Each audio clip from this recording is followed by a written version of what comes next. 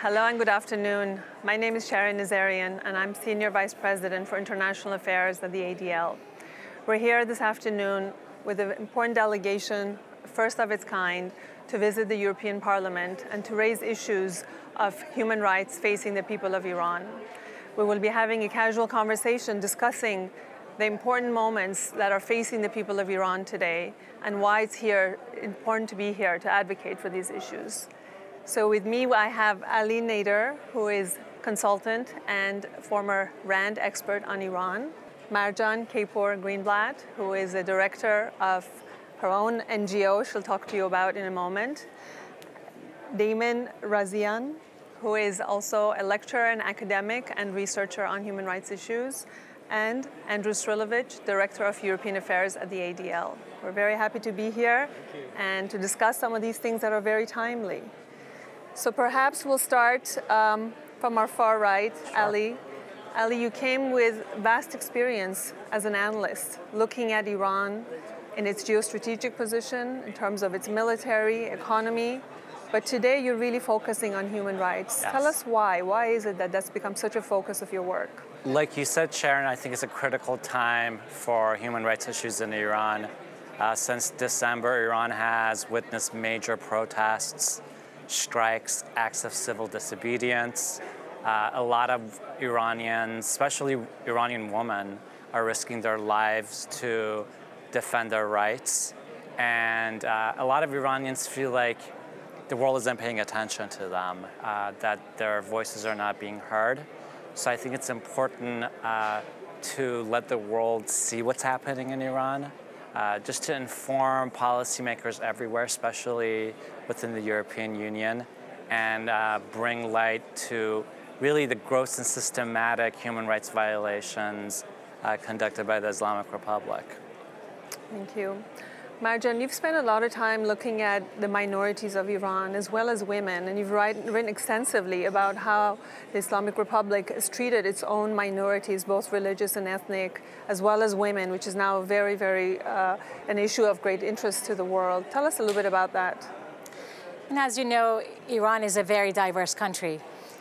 Iran is also the birthplace of the Zoroastrian religion, the Baha'i faith.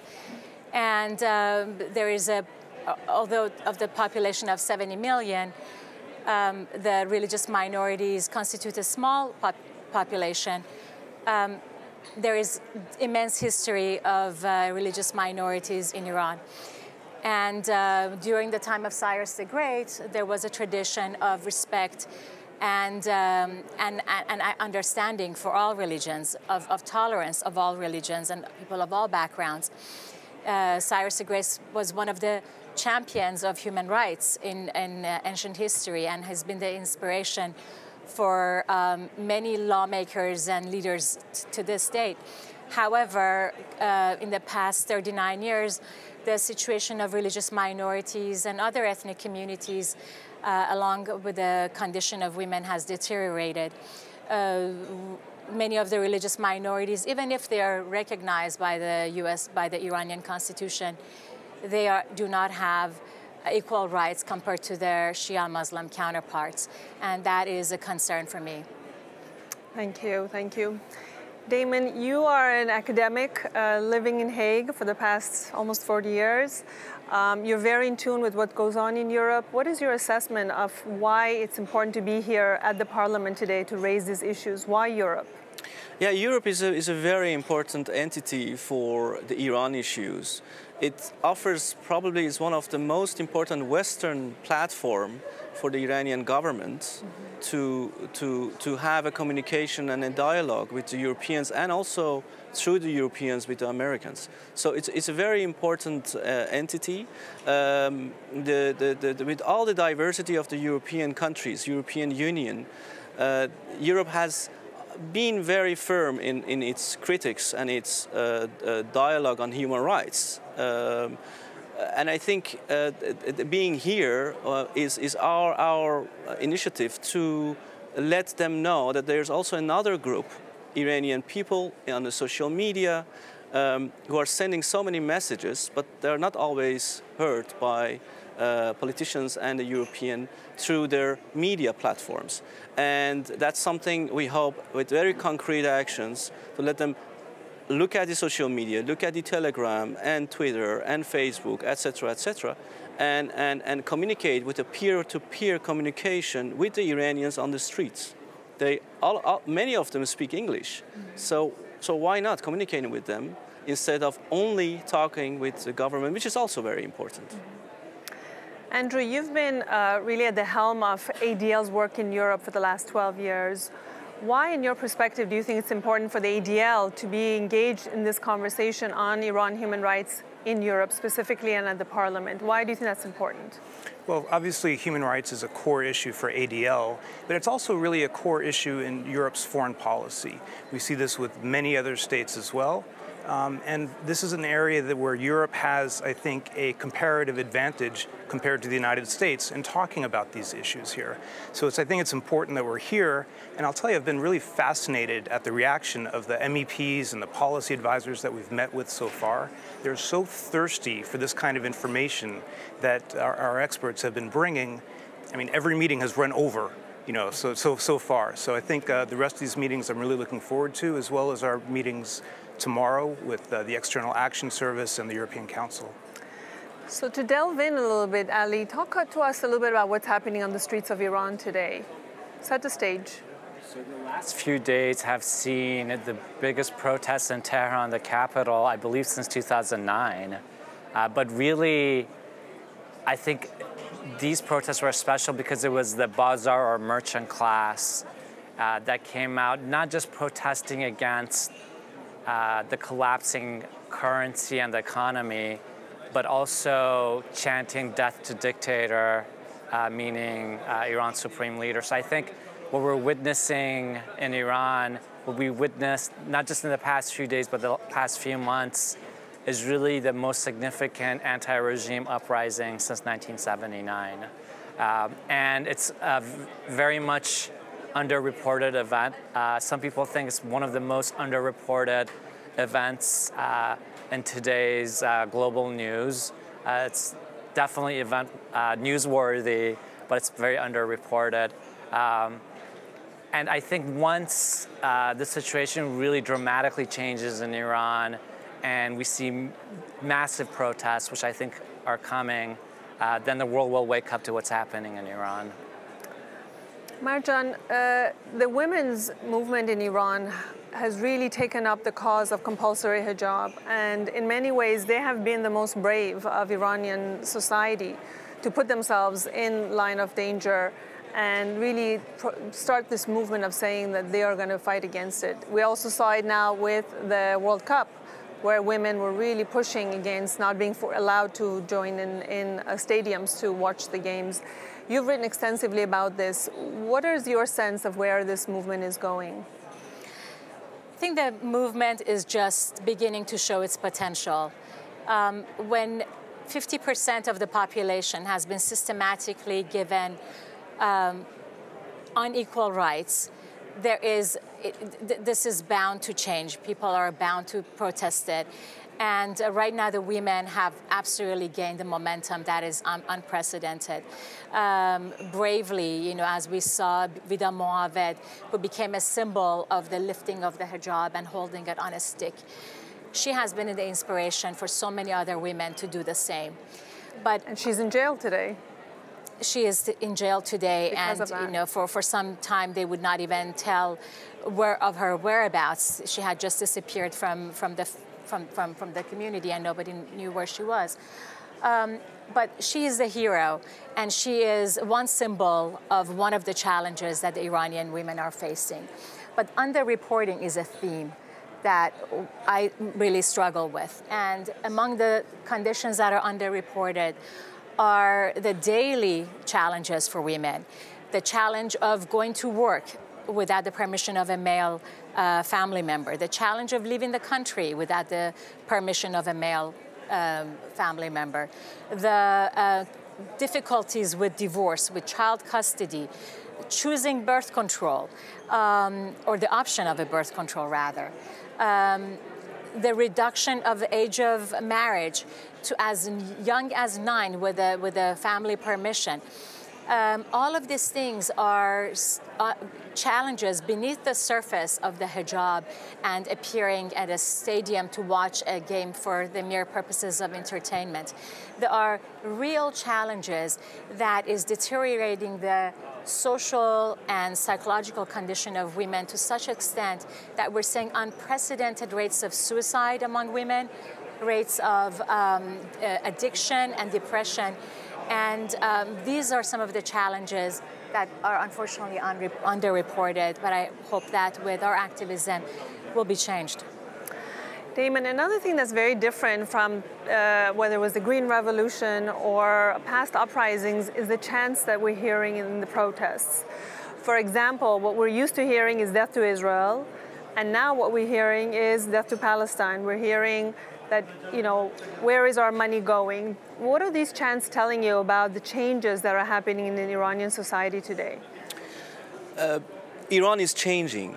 And I have to say, we did get the feedback here that the European parliamentarians are eager to have more information from us that we can provide them with them.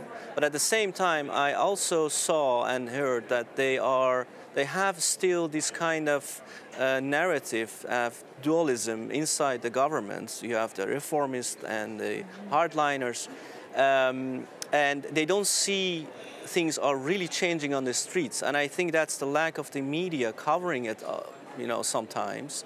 So, and people, that's why people are getting on the streets, sending their videos through social media, more radical, as Ali Reza said, than before. So death to Palestine, what happened in different kind of, I think it was nearby the parliament yesterday or something. There's also don't support Gaza or Lebanon, but think about us. We don't want. There is a harsh critic by many protesters in Tehran, in different cities, against the regional ambition of the Iranian government. And this is not, unfortunately, still not very much followed up by the mass media. And I think my hope, and I saw that you did the same, is that the European parliaments and the European MEPs, they pick this up by communicating more directly through the social media with the Iranians on the streets. Iran is probably the only country in the Middle East now that people are saying we stand with Israel, we don't hate Jews, we don't want to fight in Syria, we don't have any problem with our Arab neighbors, etc., etc. And that's a very strong voice, I think. Andrew, given your history with the ADL and what you've been witnessing about rhetoric coming out of Iran, I mean, Iran is known as the #1 exporter of anti-Semitic rhetoric and probably the biggest government as a Holocaust denial government.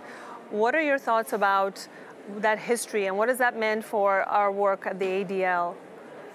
Well, I mean, Iran is not only the largest state sponsor of terrorism, but the state sponsor of anti-Semitism, which of course is, you know, the primary issue for ADL. So of course we're going to focus on that. The Holocaust denial part is also, it's interesting from the European perspective because it's an extremely sensitive issue here. And that's one thing where even if the Iranians are looking to improve their image in Europe, this is one issue that, since we're World Cup time, it's really an own goal that they're doing. So it's, I would have expected at this time when the Iranian regime is really trying to make not just inroads with Europe, but in terms of saving the jcpoa and all of those negotiations, I would have expected that this would be something that they would have put to the side, put away, but we're not seeing that, which I find very interesting. That is interesting. So Ali, looking at the economic situation, that's something that's again very much on everyone's mind. And some say that this is something, a ploy that's being used by outsiders to, first of all, the Trump administration through the sanctions, and others that this is an external matter being pushed by foreign powers to bring down this regime. Yet, obviously, there are others that talk about the Iranian people really not seeing any benefits from the jcpoa, feeling the crunch of their daily lives, the rial going through the floor. Talk a little bit about the ramifications of some of the economic issues on the daily lives of the Iranian people. So during the December protests, you saw who was marching. The poor, the desperate, people who haven't seen any benefits from JCPOA, who have been abused and neglected by the Iranian regime. And although the regime got quite a bit of money from JCPOA, Iran's frozen funds, we've seen the regime spend much of it on foreign adventures, spend a lot of money in Syria, on Hezbollah, increase the budget of the Revolutionary Guards, according to some reports, by 115%. So this has caused a lot of grievances among Iranians, and coupled with the high level of corruption in Iran, I would say the majority of the funding from JCPOA went into the regime's pockets and was lost due to corruption. And the people in Iran are angry that the regime is stealing their wealth and spending it abroad. And we hear this every day on Iran's streets. This is something the people are chanting out loud. It's not a mystery. Marjan, as an Iranian American and as a member of the religious minority born in Iran, raised within that culture, how does the current state make you feel? Tell us about your personal feelings about how you see Iran and what is going on in the streets of Iran today. And also your work. I mean, you are now a defender of human rights. So I think Iranians, there is a very strong sense of patriotism among us Iranians. And even though I'm a very proud American as well, the cultural pride in my Iranian heritage is very strong in me. And when I see my brothers and sisters suffering in Iran, when I see that the Baluchis in Iran are suffering from lack of clean water and fertile ground, it breaks my heart. When I see that the Kurds, who are the prime victims of some of the earthquakes damages that happened a few months ago, and they still don't have shelter, clean water, access to an easy life, it breaks my heart. When I see that the Arab brothers and sisters in the Ahwaz region are living in poverty, despite the vast amount of oil that is abundant in that area, it breaks my heart. And I see it as my responsibility to speak out and to be involved and do my share to do something. You know, others should do the same. These days, being involved is not very complicated. As long as you live in a democracy, you have a voice that you can share. You have a message that you can echo. And if you see a video emerging from the streets of Iran, send it out, tweet it out, watch it, talk about it. Fantastic. Damon, we just spoke with a member of the European Parliament that leads delegations to Iran. And they've talked about the fact that if they have women on their delegation, women are asked not to shake hands with any representatives of the Iranian government. And you put to him a very interesting proposal. Will you share that with us? Yeah, sure. You see, on the case of the hijab, it's difficult to ask because it's a part of the Iranian law, and they have to, diplomatic relations means you have to respect that. But one of the things, I guess, if you are creative, you can do as one of the members of the delegation traveling to Iran, is to, in solidarity with the female delegation members, to refuse to give a hand and just say hi, like the women are doing, are asking to do because of the Iranian Sharia law. And that was a difficult question for this gentleman we were speaking to, because it doesn't say it's not diplomatic, and I think we should keep this up as an option to tell them. And it brings also so many female delegation members who really feel, by being in Iran in scarf and in other ways, that they are not respected. It's a way of solidarity among the Europeans. It's doable, I hope. Andrew, Europeans have had a long-standing history of diplomacy. That's been a tool that they've used well and are known for. And on top of it, they're also really known for caring deeply about human rights.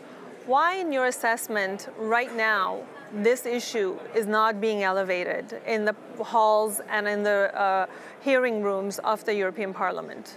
Well, I think the JCPOA is really crowding out these other conversations because the Europeans are really upset about the Trump administration pulling out of the JCPOA for two reasons.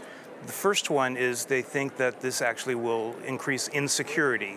They thought they had a good deal that would maintain security for the foreseeable future, at least. But the second issue that we actually don't talk about that much is what does pulling out of the JCPOA mean for the Europeans in terms of the transatlantic relationship? Mm-hmm. It means there will be, from the European perspective, extraterritorial sanctions on European companies. Right. And that drives them nuts. It drove them nuts during when Clinton started it back in, I guess it was in 92 or 93, I think, were the first sanctions. And it's come back now, and it's a really strong irritant in the relationship. So because of these two topics, I think the question of human rights has really been crowded out. So that's one of the reasons why I'm really glad that we're here trying to elevate it, and also to de-link it. There is no reason whatsoever for the human rights dialogue to be dependent upon the JCPOA. It was, they had an independent, the Europeans and the Iranians had an independent human rights dialogue previously, which the Europeans ended at a certain point because they said there was no progress happening. And there's no reason for them not to have that dialogue again as an independent topic with the Iranians. Ali, turning to the region, one of the arguments the Islamic Republic uses in its favor, one of its narratives, is the Syria model, that if Iran falls apart, it could become another Syria. What do you have to say about that? First of all, Iran is very different than Syria. I don't like the comparison personally because you're talking about two very different countries with different societies, different histories. Iran has had a history of being a nation state, whereas Syria is a post-colonial fact. Not to diminish Syria or the Syrian people, but when we look at the Iranian regime, I think this is a regime which is very violent, but knows that if it responds to the people's demands, if it responds to civil disobedience through sheer force, by shooting people in the streets, it could provoke an even greater revolt. I mean, when we look at the Islamic Republic, these are people who led the overthrow of the Shah. They know how street protests work. They know how demonstrations work. So they have to be careful in terms of how they calibrate their use of force. Not that they are afraid to use force, but they also know that Iran is not like Syria. And if they use too much force, that could lead to their overthrow. I think, yes, in any society which faces great internal instability, there's always a threat of chaos and violence. But I also believe that the Iranian regime has used Syria to try to prevent Iranians from going out into the streets. And we have to remember who made Syria the violent place it is today. It was the Iranian regime that really created that environment along with the Assad regime. Marjan, sitting here in the building of the European Parliament and bringing these issues that we all agree are just not getting the attention they need, whether it's the government of Iran suppressing information, whether it's the international media not paying enough attention, what would you like to get out of this day? What would be a sense of accomplishment for you if you were to finish this day and say, okay, I feel like I produced something? I would be first of all, being here today, I think in and of itself says something. The fact that this team came from different parts of the world in order to stand for the people of Iran, I think that is a huge statement. I want my brothers and sisters in Iran to know that we are here, that we care, that they're not alone, that there are others who will be motivated, that we are watching their videos, and that we will advocate for them in our best of abilities. And I also want them to know that there's room for optimism. And I want to communicate this message of optimism both to the members of the European Parliament and also to the people of Iran. And Damon, for you, what would be your sense of accomplishment from this day? How would you measure that? I think it's twofold. One is from our side, is to give a follow-up and build this relationship with the MEPs. Again, European Parliament and the European Union is very important to have this dialogue on human rights with Iran and with the Iranian officials. And the other part, I think Marjan gave the answer, is to communicate with the Iranians in Iran. I think Iran is really, really changing.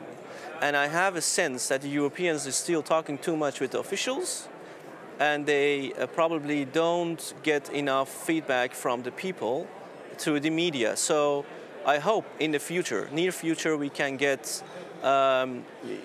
different kind of tools to move and motivate the European parliamentarians in communicating with the Iranians through social media and to follow the events more than only talking and having dialogue with the officials.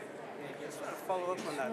One of the things I found very interesting in our discussions has been when we're talking the abstract about Iranian human rights or human rights in Iran. Of course, the discussion with the Europeans has been, again, this kind of abstract, in this abstract sense, and a very diffuse sense of commitment. But when you brought these very human stories to them, talking about what people were doing in some of these videos and the need to watch them and hear their stories, you could see from their reactions that it really brought out a genuine, more personal, more human commitment from them. So I think that's been one of the most effective advocacy strategies that we've been doing. On that point, Ali, you're a huge social media star with huge followings, both in Iran and the US. So, and that seems to be a real issue, that the only way to really access the people of Iran is through these powerful platforms. What are some of the strategies you use? What is some of the messaging you do? I mean, you're very, very active on social media. I don't know if I use strategies. It's just I'm feeding my addiction to Twitter. But I think social media is really the key to change in Iran. If we look at the last few years, applications like Telegram, but also television stations like Manuzho TV in London have allowed Iranians to really access information and to, in some ways, get information out as well. So I rely on social media to see what's happening in Iran more than anything. For me, that's a very useful tool. There are many, many people in Iran who are taking videos of demonstrations of human rights abuses by the regime.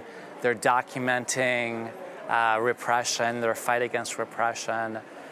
So I think there's a lot of information in Iran. It's just a matter of accessing it and broadcasting it to the rest of the world.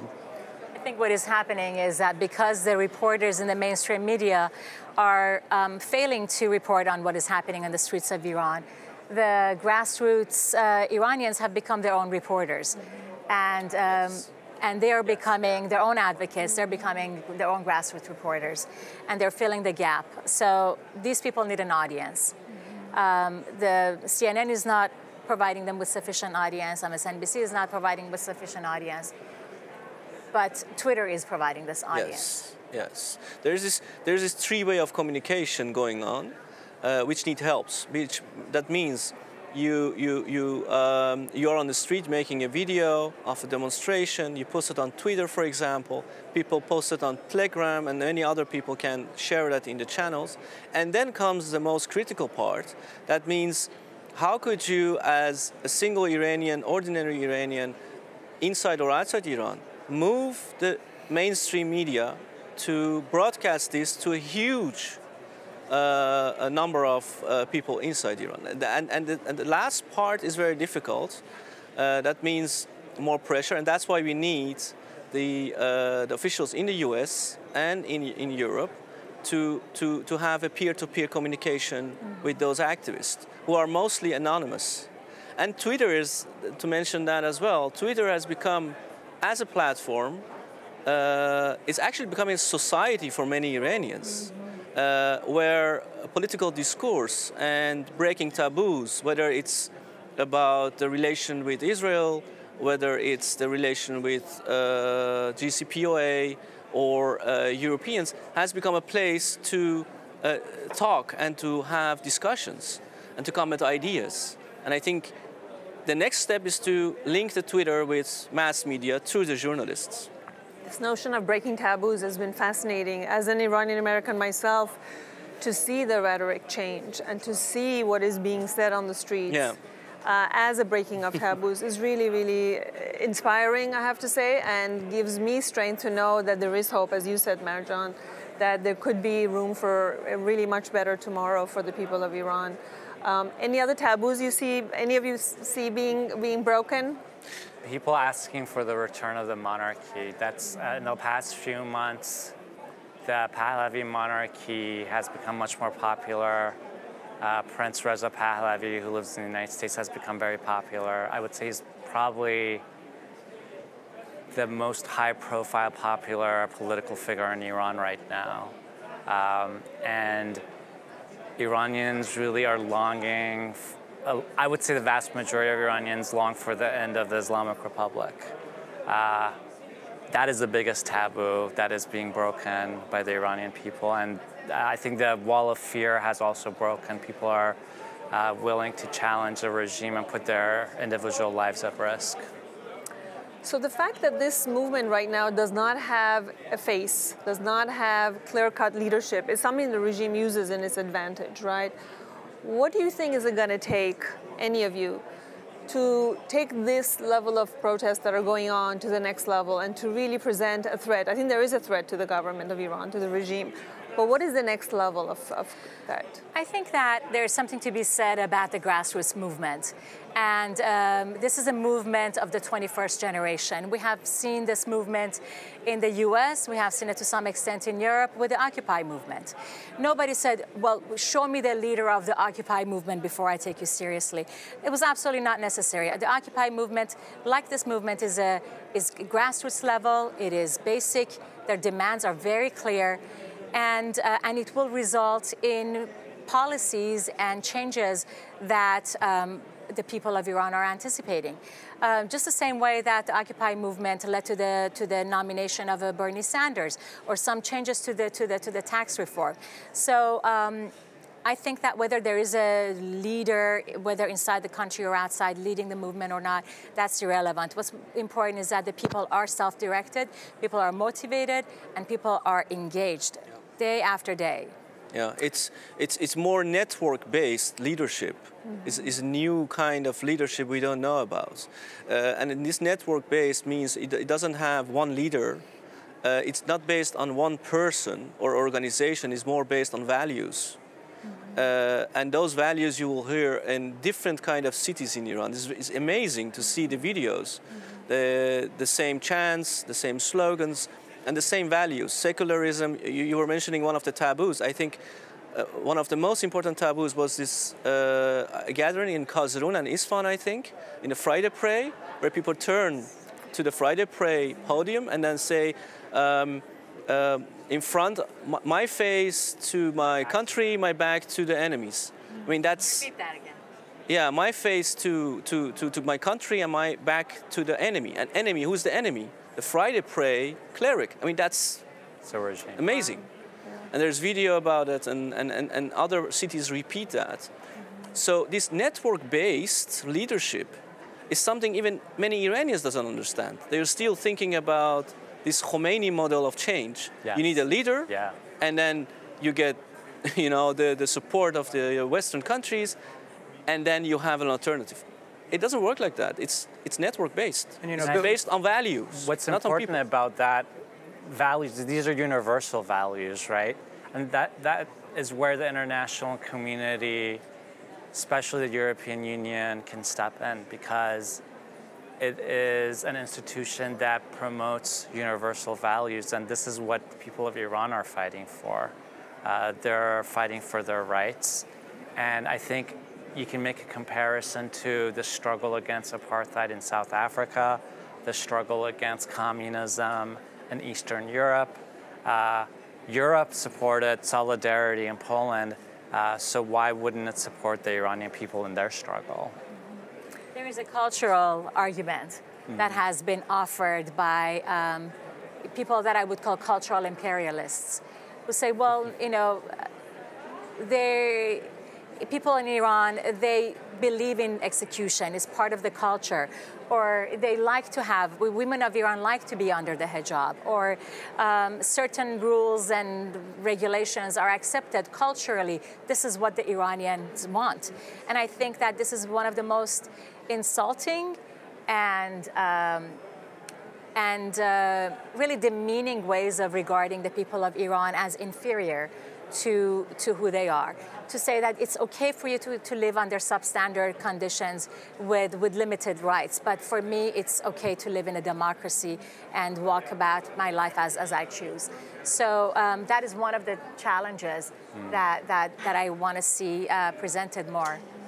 You know, Sharon, you asked me about the role of ADL here in this, and I think this delegation is playing a very important role, not just in bringing forward some of these stories about the individuals, but using the expertise that we have here around this table to put them in context for the people we've been talking to.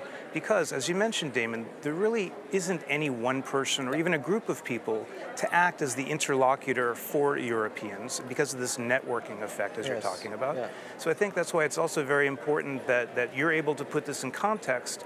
But one of the things that ADL brings also is really our reputation. We happen to, I think, have a good reputation here in Europe as a very serious organization, and so we help bring some validity as well to their ears. And a strong history of standing for civil rights. Yeah, and break the taboo maybe for the European parliamentarians or European Parliament to talk with some of the symbols of these networks we were talking about.